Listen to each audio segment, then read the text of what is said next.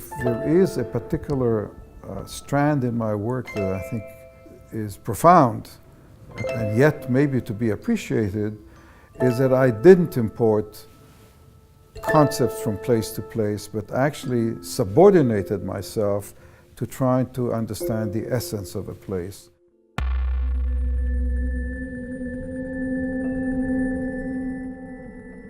Design is about making things work and fit and respond to their purpose. And that is for me the kind of checklist of, is my architecture timeless? Is it responsive in such a way that it's likely to be meaningful on a long-term basis?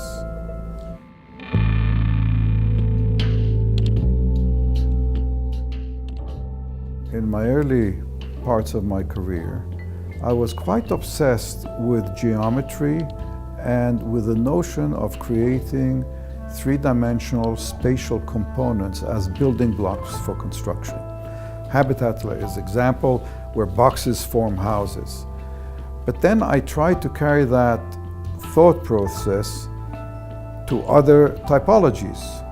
At some point I realized that different typologies require different systems, and that there's a wide variety of building systems, all of which could lead to a wider variety of expressions.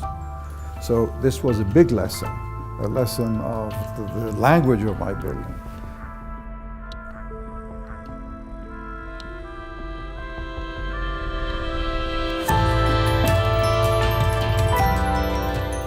As an architect committed to building and impacting the environment, to design without the intention of building is a failure by definition, because it's not architecture. For those who design in order to build, not succeeding in building is not a failure. There are different reasons why things don't get built, but they form a fascinating track through one's thoughts and careers. Probably more than 50% of my work is unbuilt. When I review that unbuilt work, some of it is the most significant work I've done. The Habitat 67 that got built is 1/5 of the original complex. Had the original been built, perhaps the course of architecture in this century would have been different.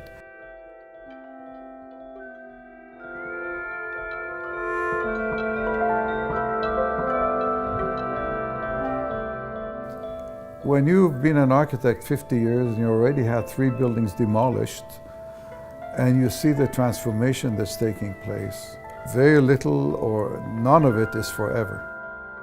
I've seen architecture go from profound concerns for society as a whole to a period of interest in tantalizing society by the possibilities of architecture. I've seen the public awed by certain buildings because of their notoriety for a while, but there's a quality of being impressed, and there's a quality of affection and loving something.